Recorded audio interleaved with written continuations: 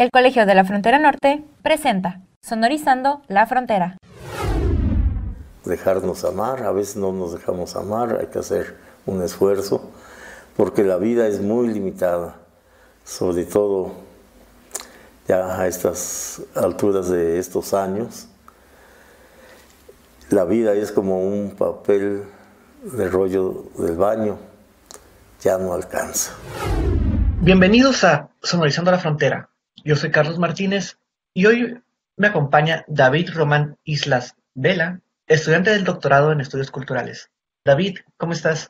Hola, muy buenos días. Muy bien, muchas gracias. David, como antes de entrar a hablar de tu investigación, me gustaría preguntarte, previo a tus estudios de doctorado, ¿qué estudiaste como en la licenciatura, en la maestría? Ahora sí que como, ¿cuál es tu historia académica que te ha llevado pues hasta ahorita al colegio, ¿no? Bueno, soy licenciado en Geografía Humana por la Universidad Autónoma Metropolitana. Este, la Geografía Humana fue diseñada con influencia de los estudios del giro cultural. Entonces desde ahí empezó como todo este cuestionamiento sobre espacio y cultura, ¿no? A partir de ahí, pues me enfoqué en estudiar dinámicas de consumo en la zona rosa, como un territorio queer, por parte no solamente de la población LGBT, sino también de los dueños de los comercios, ¿no? Cómo diseñan desde la empresarialidad. Y la maestría la hice en el Colegio de México, en estudios de género, y el proyecto que desarrollé, bueno, se titula La producción del espacio queer religioso. Trabajé dos comunidades, una iglesia en Guadalajara, una iglesia católica independiente, eh, y en Ciudad de México trabajé con la comunidad EFETA, que ellos son, digamos, una comunidad autónoma, pero tiene relación dentro de la iglesia católica hegemónica. Y bueno, pues ahí hay prácticas incluyentes, inclusive dentro del mismo discurso hegemónico. Y a partir de ahí es que, pues, justo como con estos encuentros, planteándome la- los fenómenos culturales, socioculturales desde el espacio, que es finalmente pues mi formación como geógrafo, pues me interesó el Colegio de la Frontera Norte en estudios culturales, y pues seguir desarrollando pues toda esta línea de las contrasexualidades, de los sujetos sexodiversos, pero ahora desde la vejez, ¿no? Entonces he estado, pues, ese es el mismo fenómeno, pero desde distintas aristas. Ya, David. Y ahora sí, digo, entrando en tu tema de investigación que se titula Volver al closet, geograficidades de las contrasexualidades en la vejez. Digo, aquí una palabra que no había escuchado o que no me es como muy común es las contrasexualidades. Digo, y te preguntaría, David, ¿a qué se refiere este término? Bueno, contrasexualidades es un término que retomo de Paul Preciado. Ya tiene un libro que se titula Manifiesto Contrasexual, y en él se refiere a todos estos sujetos que no están dentro de las normas del sistema heteropatriarcal, todos estos cuerpos abyectos, todas esas prácticas sexuales que de alguna manera están irrumpiendo con esas normativas de género, pero eh, a diferencia de un concepto que está siendo como muy, muy recurrente, principalmente en América Latina, que son disidencias sexuales, no pretende ubicar a los sujetos como con un posicionamiento militante, con un posicionamiento disruptivo, sino simplemente de construir este sistema represor eh,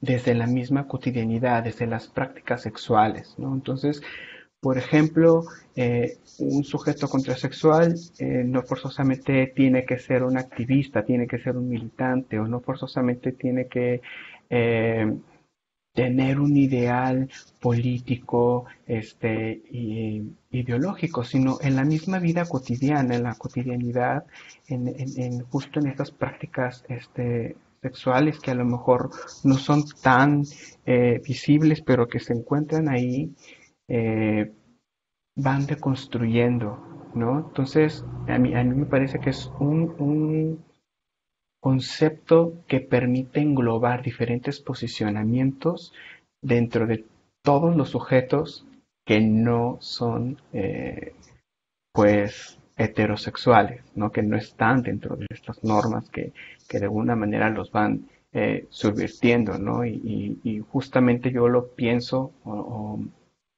pensaba este concepto porque siempre que hablo de espacios contrasexuales, por lo regular siempre se viene a la mente, bueno, los espacios militantes, las áreas de consumo, pero resulta que no todos los sujetos se encuentran en estas áreas de consumo que dan de alguna manera visibilidad, ¿no? No sé, se me ocurren eh, eh, los bares que están ahí en Avenida Revolución, ¿no? O estos espacios militantes como el Cocut, sino que desde otros posicionamientos, como por ejemplo eh, las mismas personas viejas, ¿no? Las personas que son estilistas, ¿no? Que a lo mejor no tienen este interés de ser militantes o de pronunciarse ante ese sistema heteropatriarcal, pero que de alguna manera sí lo están contraviniendo, lo están subvirtiendo desde sus prácticas, ¿no? O sea, creo que eso es lo que permite este concepto de contrasexualidad. Y me da curiosidad de por qué lo utilizaste este concepto y aparte lo asociaste con la vejez. Justamente como inicia el título de mi proyecto, volver al closet, en donde están eh, aquellos sujetos que en su juventud emergieron y empezaron a dar visibilidad a este sector de la población, ¿no? O sea, yo me cuestionaba mucho, bueno, sí, se habla que, por ejemplo, en México en 1978 se da la primera manifestación de grupos homosexuales y lésbicos. En el 83 se da en Guadalajara, este, y en el caso de Tijuana hasta el 95, ¿no? Y además los primeros bares, ya así, ya abiertamente gays, también a partir de los años 70. Entonces, lo que yo me cuestiono es, ¿qué ocurre con aquellos que de entrada no estaban en estas manifestaciones o en la apertura de estos lugares por diferentes condiciones socioeconómicas o de intereses? Y eh, de los años 70 a 2020, que han pasado ya 50 años, bueno, 42 años de la primera manifestación LGBT en México. ¿Qué ha ocurrido con aquellos, no? Porque pareciera que entonces tanto los lugares de ocio, de consumo, como las manifestaciones, hay un relevo de la juventud contrasexual. Y entonces los viejos son relegados, ¿no? Son de alguna manera, comienza un proceso de exclusión, que en general es así, entendiendo la vejez. Hay un proceso de homogenización, eh, pero en el caso de lo LGBT, también en donde se encuentra esta parte de la sexualidad. Si finalmente lo que hace a las contrasexualidades tener visibilidad, irrumpir en el espacio público, irrumpir en contextos socioculturales, conservadores y políticos, es la sexualidad, una sexualidad no heteronormada. eh, ¿Qué ocurre cuando están en la vejez? O sea, vuelven al closet ¿no? Entonces, porque entonces pareciera que la sexualidad, esa sexualidad no heteronormada, no heterosexual, únicamente se puede performar en la juventud y después tiene que regresar, ¿no? Entonces, ¿qué ocurre con estos sujetos en la vejez, ¿no? Con estos sujetos que de alguna manera pues marcaron esas primeras brechas de visibilidad, eh, y qué hacen, en dónde están. Por eso también hablo de geograficidades, ¿no? No solamente ubicarlos espacialmente, sino cuáles son esas experiencias espaciales que ellos tienen ahora en la vejez y de alguna manera también cómo su vejez y su experiencia en la vejez se puede entender a partir de toda su trayectoria de vida, porque hay toda una trayectoria de violencias por las cuales tuvieron que haber pasado, que de alguna manera también van a determinar sus experiencias hoy en la vejez como sujetos contrasexuales, ¿no? Cómo viven también su sexualidad, la parte erótico-afectiva, sus relaciones sociales, ¿no? Que no son tan visibles o cuando son visibles se tiende a ser ridiculizados, ¿no? Pues precisamente porque la sociedad enseña que la vejez no se pueden performar ciertas acciones o tener ciertas prácticas que son de la juventud, ¿no? Como ir a los bares, como el llegar en el espacio público, ¿no? Entonces, ¿qué ocurre con ellos? Y aquí la contrasexualidad pues adquiere un elemento más que es la vejez, ¿no? Como un elemento que también es disruptivo también en ese sistema heteropatriarcal, ¿no? Y heteronormado también.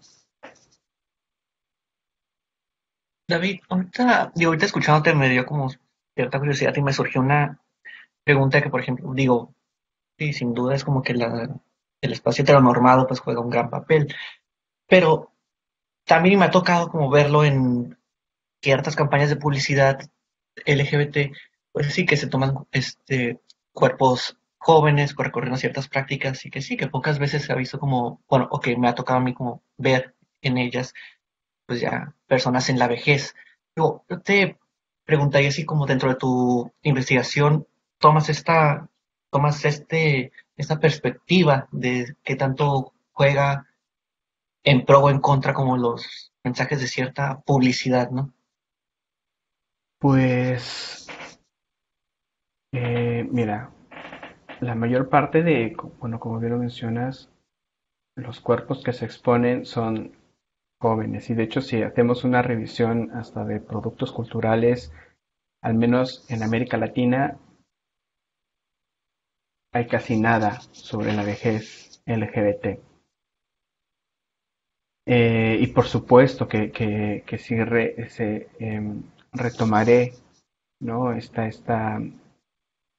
papel que tienen dentro que tienen los viejos en el activismo o en las formas de representación eh, de lo LGBT. Y aquí, por ejemplo, hago esta diferencia entre LGBT y contrasexual. Por ejemplo, los viejos contrasexuales, por una cuestión generacional, a lo mejor, y bueno, en conversación con algunos de ellos, no se pueden definir ni como lesbianas ni como gays, porque estas identidades corresponden a otros momentos, a otro momento histórico.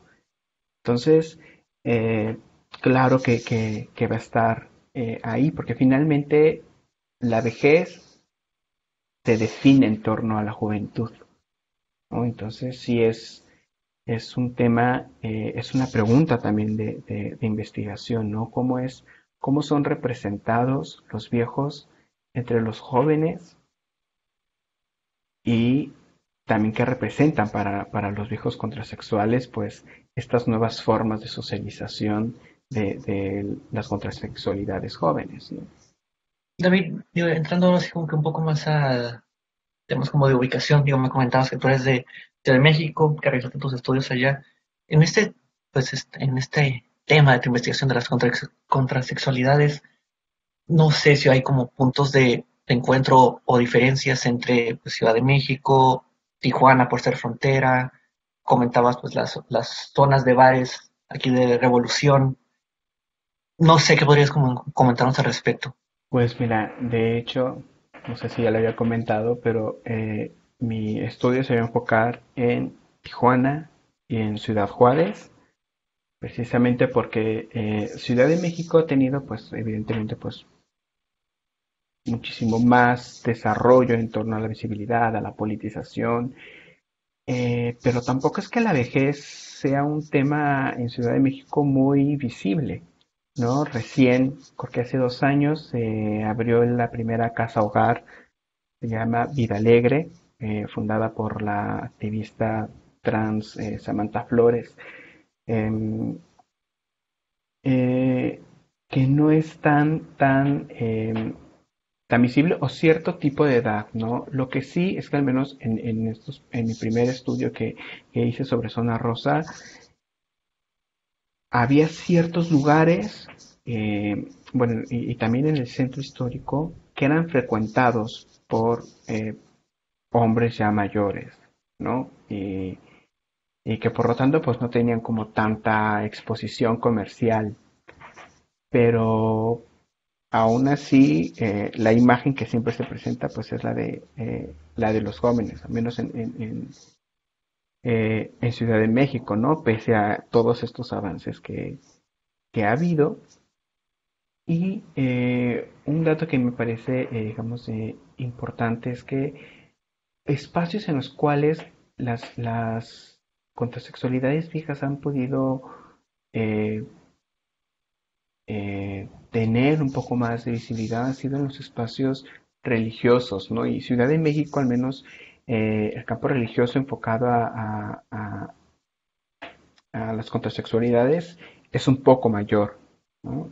Bueno, Ciudad de México, Guadalajara, que además son ciudades pues con una complejidad eh, urbana, con una mayor población, ¿no? A diferencia, por ejemplo, de Tijuana o Ciudad Juárez, que tienen pues también ahí una historia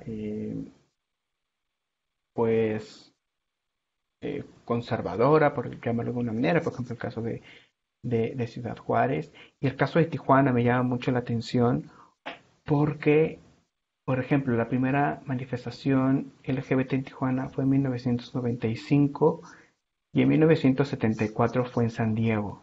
Entonces, ¿cuál es la influencia? O sea, ¿cómo se conforma esta área metropolitana transnacional y cómo en estas dinámicas eh, es que se ha dado la vejez, ¿no? Evidentemente, pues geográficamente eh, propician experiencias distintas, ¿no? Pero aún así no han tenido digamos, el desarrollo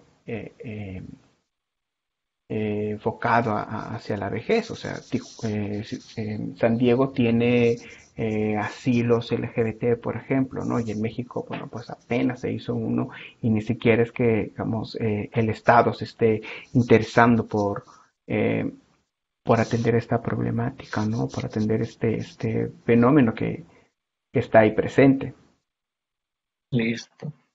Y David, digo, para ir cerrando, digo, todavía faltan como que algunos meses todavía de tu proceso de investigación, pero te preguntaría como, ¿qué esperarías encontrar? ¿Qué hallazgos esperarías? Como, o qué aportes, ya una vez terminada tu investigación, pues sí, esperarías como que encontrar y presentar, ¿no? Pues lo que encontraría yo creo que son, o lo que creo que encontraré son formas de entrada de relacionarse, ¿no? Eh, Pese a que no hay lugares eh, concretos, materiales, en la cual se congreguen los viejos, pero sí a través de sus geograficidades en la vida cotidiana, ¿no? Toda esta red de grupos sociales, ¿no? Que de alguna manera vayan expresando esa forma de vivir la vejez. No podemos decir que hay un solo tipo de vejez, sino hablar de vejeces. Y otro aspecto que me parece que es, digamos, muy importante, las formas de relacionarse desde la cuestión de la sexualidad, porque como lo mencioné al inicio, si la sexualidad es lo que irrumpe, ¿no? Es cómo lo hacen, ¿no? Y cómo lo hacen en estos contextos. En el caso de Tijuana, por ejemplo, esta fluidez que puede haber de pasar de Tijuana a San Diego, que además San Diego pues es una ciudad pues gay friendly, a diferencia, por ejemplo, de Ciudad Juárez, que es otro de mis casos de estudio, donde Texas y El Paso, Texas, bueno, pues tienen una historia pues, de tener gobiernos y sociedades como muy conservadoras, ¿no? ¿Cuáles son esas estrategias que también ellos han empleado para poder sobrevivir en estos contextos de una heteronormatividad, de un proceso también de secularización menor, a diferencia, por ejemplo, de Ciudad de México, de las ciudades fronterizas, bueno, como lo es el caso de San Diego. Eh, y también algo que sin duda espero encontrar, que me parece que es muy valioso justo desde que estaba diseñando, pensando esta investigación, es recuperar la memoria, ¿no? Recuperar la memoria de estos sujetos que fueran o no activistas, eh, marcaron y sembraron, digamos, estos primeros espacios de visibilidad, ¿no? Estrategias de resistencia, ¿no? En contextos distintos y que de alguna manera pues también se van reproduciendo, ¿no? Adaptándose evidentemente a nuevos tiempos, pero que están ahí, ¿no? Entonces me parece también importante recuperarlos, ¿no? Recuperar esas historias. Muchas veces, precisamente por únicamente mirar la juventud contrasexual o la adultez joven contrasexual, o también solamente mirar el activismo y los militantes o los espacios de consumo, quedan veladas otras experiencias como de aquellos que antes de esas primeras manifestaciones, pues ya tenían luchas, ¿no? Y ya las estaban de alguna manera pues emprendiendo y también forman parte de las piedras angulares del desarrollo de un proceso de politización de las contrasexualidades pues, en Tijuana, ¿no? Y en Ciudad Juárez. Y David, para los quienes se quieran acercar a estos temas de las contrasexualidades, no sé si podrías como recomendar alguna como película, libro, novela, o sea, algo como para que las personas se introduzcan en el tema, pero sin tener como una perspectiva académica, por así decirlo. Ok, bueno, pues recientemente, justo en el festival, no recuerdo el nombre, Ambulante, creo, se presentó el documental La felicidad en la que vivo, de Carlos Morales, que hace eh, rescata las experiencias de Samantha Flores, esta activista trans en, que fundó este asilo en LGBT en Ciudad de México y que también el año anterior se abrió un nuevo, por cierto, ahí en Chihuahua. Y bueno, algunas novelas, por ejemplo, relacionadas justo con la vejez, Amigos y amantes y ¿Dónde están los chicos? De William Gaiman, que justo retrata como la vida este proceso en el cual los hombres homosexuales vamos comprendiendo este proceso de vejez, ¿no? O sea, en qué momento nos volvemos viejos dentro del ambiente y de alguna manera pues sí tiene una mirada crítica, es una novela pues muy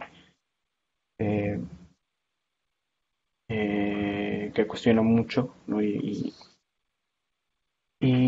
Bueno, también la película Gerontofilia de Bruce LaBruce, porque da como también otras perspectivas de la contrasexualidad vinculados con la vejez. Y bueno, pues bueno, pues si quieren estar ahí con relación a la vejez, hay un portal en Facebook que se llama Bien Envejecer, y ahí, bueno, pues se explica qué es la vejez, cuáles son nuestros procesos de vejez, la sexualidad, y evidentemente, bueno, pues también tiene un giro ahí.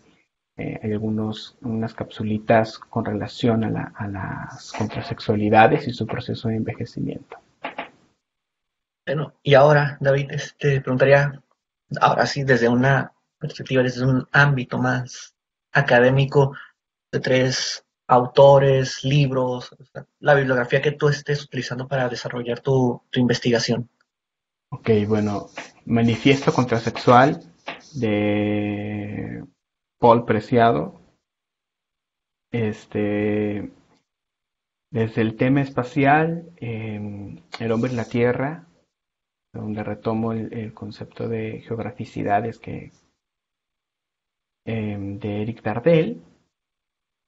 Y con relación a la vejez, bueno, pues tengo varios. Aging de Harry Moody, y bueno, uno que me parece que también es esencial, la vejez de Simone de Beauvoir, que de alguna manera pues también, digamos, ayuda a entender o comprender la forma en cómo históricamente se ha entendido, se ha tratado la vejez y la cuestión del género.